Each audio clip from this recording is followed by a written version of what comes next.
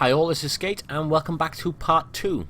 In part 1 we reviewed tier 2 up until tier 7 on the new T57 tank line. And in this one I'm going to have a look at the T69 at tier 8, the T54E1 at tier 9 and the T57 Heavy at tier 10.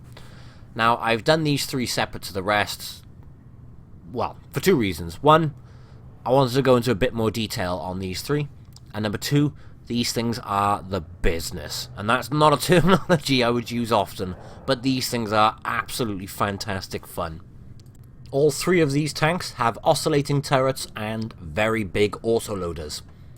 These tanks obviously have huge advantages of high burst damage in a short period of time, but then you are stuck very helpless for a period of time as well. So, here's the first one to look at, the T69 at tier 8. I love the look of these tanks, I really do, they look fantastic. Here are the key things you need to know about this tank. It's a 90mm gun, obviously it's an autoloader, 3-shot clip, each shot does 225 damage on average, and there is a 3-second reload between each shell. So obviously you reload, fire your shell, 3 seconds, fire your shell, 3 seconds. So in 6 seconds you are doing 674 damage. You're then stuck for 15 seconds without being able to fire again. So with this sort of tank, unless you know that you can clip a tank, you can't go in head first. As a medium, I would actually be playing this medium range. Obviously behind cover, 15 seconds isn't actually that bad for such high alpha within the clip. 2 of these things in a platoon and you are literally going to clip a tank one at a time, which is that's a game changer in my opinion. You're basically going to have 2 of these things in a platoon, rock up to a tank, obviously quite aggressively I imagine in a platoon, clip it, push on to the next tank, clip it, push on to the next tank.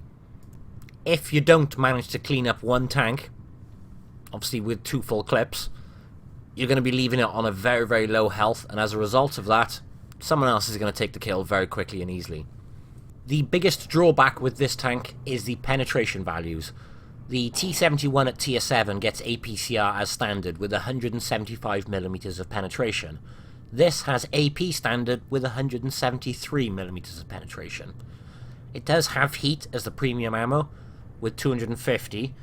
Now those figures aren't the greatest. As a comparison, the Pershing at the same tier gets 180mm on the AP, and on its premium APCR it gets 268mm of penetration. So the penetration values are pretty low. On the upside, the accuracy is not as bad as you'd expect it to be for an autoloader. It's got 0.36 gun dispersion at the moment, and 2.4 second aiming time. They are literally middle of the playing field type figures. They are not bad figures, but they're not amazing figures either. Where this tank will really struggle is with angling heavy tanks. Any tank which has got some form of angling on it, it's going to struggle. Even this T44, you'll see as he comes up ridges, you struggle to pen the upper plate. You can see it's red there actually. So you really do need to aim your shots with this thing to make every single one of them count. For the vast majorities of tier 9 heavies which you come across in this tank, if you end up stuck against it head on, you're probably going to need to use your heat. In fact, I'd say categorically you need to use your heat. There you are, I bounced off the upper plate of a Pershing. Granted, I was aiming up at the upper plate, but still, it's a Pershing. Now the armor on this thing isn't actually that bad. It's not reliable. No medium tank armor really is that reliable.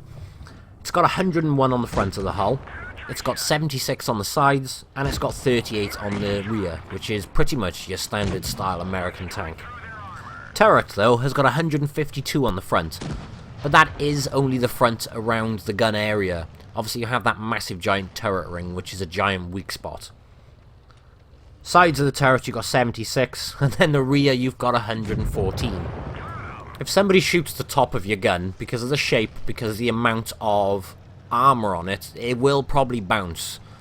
If someone shoots under the gun, it's going to penetrate. So don't rely on your armor with this tank.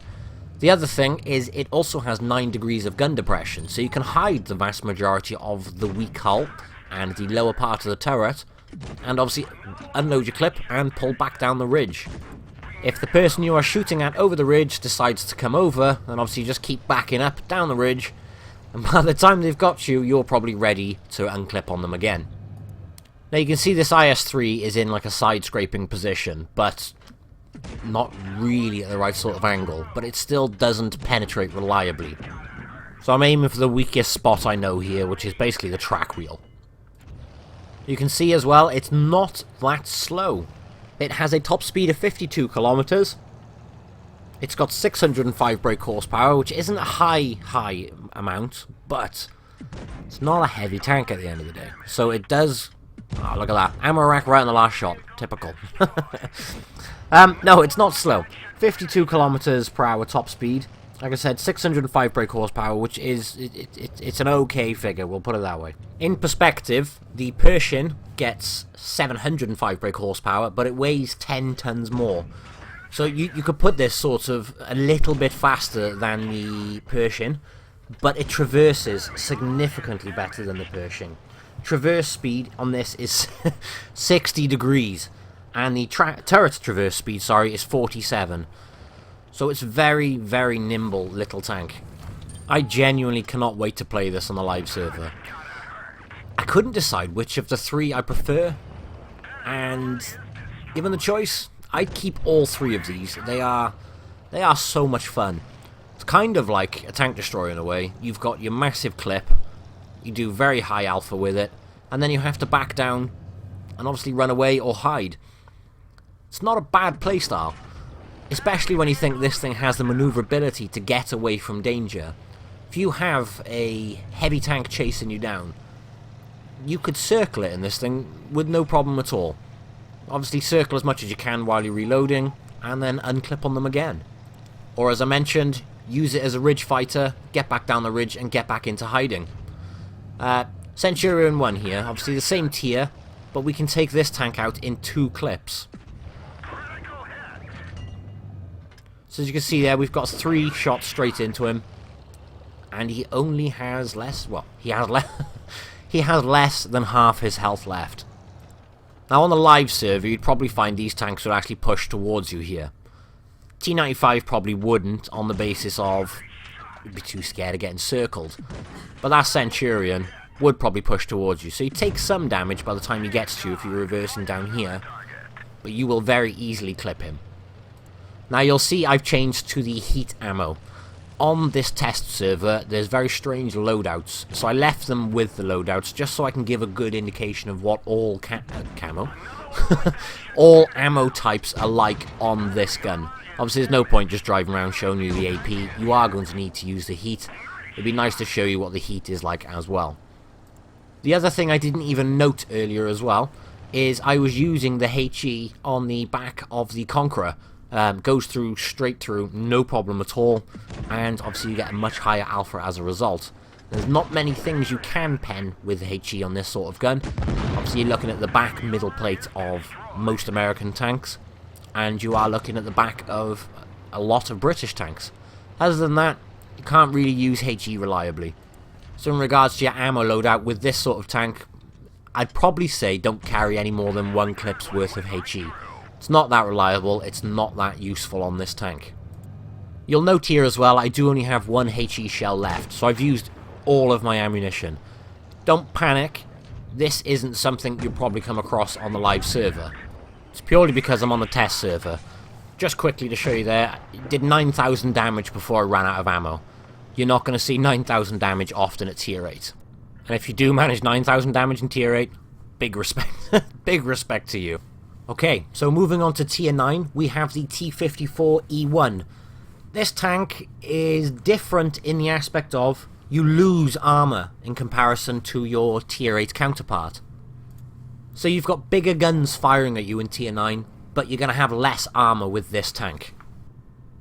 The only place you gain armor on this tank is you gain 9mm extra on the front. You lose over 25mm on the turret front, so it's just... the armor's bad on this. Mobility, probably exactly the same as the other one. There's no real difference in mobility here. So you're the same sort of speed with considerably less armor. What do you get in exchange for that? a holy mother of a gun at tier 9. This gun, again, is a 3-shell autoloader, and there's 3 seconds between each shot. You do 350 damage per shot with this tank, which gives you 1,075 average damage per clip. Now there is a 19-second reload on this clip, but obviously with your equipment etc you can get the reload down. Gun dispersion is 0.35, which in comparison the M46 I think has around 0.38, which pattern doesn't have the best accuracy. The M46 pattern doesn't anyway. This tank is much better in terms of accuracy. It's also more mobile than the pattern. Not by a considerable amount, but it's still more mobile. But this thing is all about that gun. Again, 2 of these things in a platoon is just going to be terrifying to come around a corner to, because you will be clipped in 6 seconds. Now this thing does also have a good view range, which says to me with its bad armor, reasonably good maneuverability and amazing gun, this thing needs to be played at semi to long range. Obviously when tanks are lower on health or have taken a shot or 2, you can literally go run and gun. Now again, where this tank does fall short is in regards to its penetration values. This thing doesn't actually have any heat at all on it or any HE, and I was a bit disappointed myself to see no HE. Then again, with HE firing in the back of a tank with that much alpha, it would be completely OP. But the AP on this thing has 210mm of penetration, and this thing has APCR instead of heat, and it does 255mm of penetration. That's not an amazing figure, so as long as you can get the sides of a tank, or you aim your shots well, you will go through, but you will get some really frustrating bounces at the same time. Now you'll see I'm playing this tank at the moment at range across the map, and the majority of my shots have gone in so far, and you'll see the accuracy and the aim time here are very good. No problem at all tracking that E100 and getting all 3 shots into him. This was the same with the T69. I am desperate to play this on the live server. It is going to be a barrel of laughs to play. The one thing I do want to comment on here though is it does state that the aiming time is 2.4 seconds.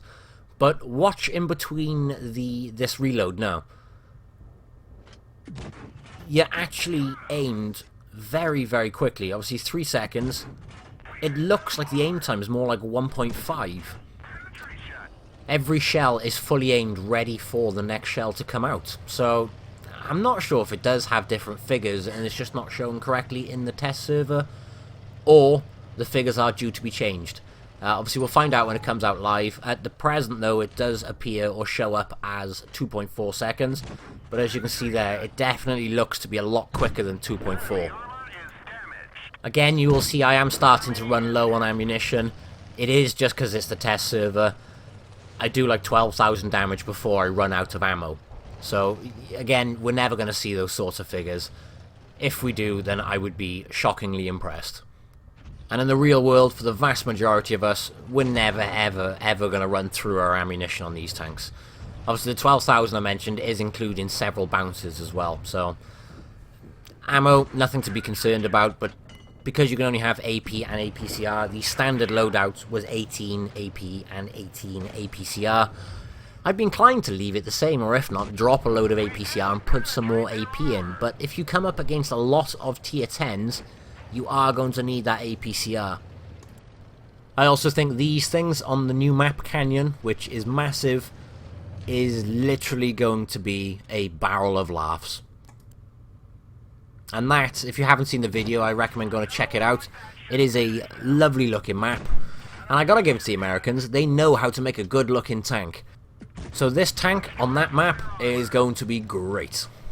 Now circling tanks in this tank isn't really a big problem, it will do it quite comfortably. The only problem you've got is then trying to get out of there and get to cover without taking shots in return. Taking shots in return, it's yeah, it hurts with this tank, and you'll also find you get your turret ring damaged a lot. Same with the T69, I didn't mention that there actually. T69 and this tank and the T57 all suffer with turret ring damage. So bare essential, make sure you carry a repair kit and a multi-purpose repair kit. Obviously, we can't have adrenaline on these tanks because they are auto-loaders. So as a result, I've just put a medical pack in on, well, just to be on the safe side, basically. But I haven't lost a driver or anything like that yet. The only other thing I found is my gun got damaged a fair bit as well. I say a fair bit, it's not as much as the turret ring. Every time you get shot in this tank, it's like the turret ring goes off and decides to break. The gun, not so much. You have to get shot right in the gun, but if you do get shot right in the gun, it will penetrate, and it will knock your gun out. So yeah, that is a key point there. Just keep an eye on that turret ring. The only other final point worth noting here is this thing has 8 degrees of gun depression, so it loses a degree of gun depression compared to the T69, but 8 degrees, still very respectable. It's also very usable to hide a lot of your tank. Now before I do go on to the big daddy of the line, let me just show you this very quickly. I don't aim my shots correctly into the mouse. And I've got a flat side. I screw the first shot up, I'll give it that. That one looks flat on the back, bounces. There's only a minor angle if anything, and that one again just does track damage. Now that's firing at the mouse with APCR. It is a mouse, but still, it's just to give you an idea that you're not going to pen reliably. The next clip round, I actually do damage with every single one. I'll actually show you that before we go on to the T57. But I'm just about to load, so I go around. You can see my shots are aimed a little bit better because of the mistake I made with that. So I do wait until I can get the sides. But I want to make that observation just so you can see as well that you do need to make sure you aim them correctly for them to go in. Here I just ran myself to death because, well, I have no more ammo. So on that note, let us have a look at the big daddy of the line. Now this stunning looking machine is the T57 Heavy. Again, oscillating turret, 3 shell autoloader, and the only heavy tank in the line. Now this tank has a 3 shell autoloader, as I mentioned, a 3.3 second reload between shells, 400 damage per shot, and 1,200 damage per clip. This, at the moment, with my setup, has an 18-second reload. The standard reload on this is 20 seconds, but you can get this thing down to around 18. Now, the next thing, penetration values. We've got good penetration values on this tank. 258 on the AP and 310 on the heat. The other tanks, you struggled with the penetration values. With this, you don't. Not in any shape or form. The aiming time here is also referenced as 4.4 seconds. It's not 4.4 seconds. You'll see now, we've got a 3.3 second reload between shells. I am fully aimed, ready for the next shell every single time. So I'm assuming those figures have changed. The other key thing here is we have gone up to a heavy from a medium tank, so as a result, our armor has significantly gone up. Previous tank, as I mentioned, literally no armor whatsoever. It has nearly doubled on this tank. Yes, I did just land on top of the tank. We have literally doubled on this. The front hull armor is now 203, the sides have gone down to 50, and the rear is on 38, which, as I mentioned earlier in the video, is your stereotypical American rear end. But the front is a bit more reliable and is very much like the E5. The front of the turret, useless. The cheeks you will get penned all the time. The side is 137. You've actually got more armor on the side of the turret of this than you do on the front of the turret. Makes no sense whatsoever, but basically, you're going to get penned if you get shot at in the sides of the turret. Hull, you should be fine as long as you're hiding the very lower plate. Also, on that note, you do have reasonable gun depression. You've got 9 degrees again. So, very usable, very handy to hide as much as your tank as you can. Gun elevation, you've only got 12 degrees on this tank, which is not a very good figure, so you can't really aim up at much things at all. So make sure you never put yourself in a scenario where you are aiming up at a tank. You will struggle. But this thing, it is all about that burst damage. That burst damage will take half the health of literally any tank you come up against. And I do literally mean any tank. Obviously the mouse has the most damage, or most most hit points in the game, 2,500. you will take virtually half of his health. Now, I am shooting there at the side of an IS-4. He is angled. I can't pen him with the AP at that angle, even going through the front track wheel. So the last shot I changed to HE and went through the cheek. You do want to be playing this with support from another heavy tank, or just something to cause a distraction while you're reloading. Once you've got your reload, you are going to be very, very, very nasty to anything which is stupid enough to pop around a corner and stick its gun out in front of you. I'd like to see this platooned up with a Death Star, actually. 900 alpha from the Death Star, plus 1200 from this. It would be hysterical to see. Or, even better, 2 of these things platooned. They will be hysterical and literally clip a tank at a time, just like the others, except this will do it much more reliably. Now, because this tank is all about the gun and that short burst damage, I am willing to guarantee people are going to be raging that this tank is OP. They're going to come up against it, they're going to get nailed massively and quickly by that gun, and it's going to cause a lot of hatred, and it's going to cause a lot of people saying it's OP. It's not OP because of the lack of armor on it. The armor, as I said, has been improved significantly by the fact we're in a heavy tank, but it's still not reliable armor. That, coupled with the fact that the traverse speed and turret traverse speed have dropped as well, means that you're not going to be getting away from things as quickly as you would have with the other 2 tanks. The turret traverse speed on this tank is 37, which is still a very quick time for a heavy tank, and the track traverse speed is 31. Obviously, those figures quoted are with my consumables, etc. fitted. I keep saying consumables, I mean equipment and provisions. Force of habit. But still, it's not as mobile as the others. The armor isn't as reliable. It's not going to be OP, but it's still going to cause people to rage because of that short burst damage. Like the Death Star, actually, people rage that the damage is OP. The damage is not OP. Try playing a Death Star. It's not OP. I do think a platoon of these things, though, is going to be terrifying. The way it works with heavy tanks at the moment is you play peek-a-boom. You both take a shot off at each other. Obviously, you pen, the other one sometimes pens, or doesn't pen, or will pen, and you're playing shot for shot. This thing coming around a corner, you might be able to do, say, 400 to 600 damage to it. It's going to do 1,200 back to you in the time frame you've done that. So you don't want to play peek-a-boom with one of these. People still will, and I look forward to people still playing peek-a-boom with this, because it's going to benefit the T57 driver massively. What you need to do is try and remain out of sight until this thing has finished its clip. Once it's finished its clip, you need to go run and gun it and get 2 shots into it. Then retreat, quickly, or as quick as you can anyway. Now, I have mentioned a few times, I am very, very excited for this line. I cannot wait to play it on the live server. The only other line I was as excited for was for the Tortoise and Death Star line. I love those tanks. These tanks I love as well. They are going to be a brilliant laugh, and like I said, they are going to change the gameplay and the way we know it at the moment, because you cannot just run out and go shoot this thing. Well, you can, but it's never recommended, and I think people will learn very quickly not to play peek-a-boom with one of these. Anyway, we're coming up to 25 minutes, so I am going to cut it at this point now. I hope you have enjoyed what was meant to be a quick sneak peek.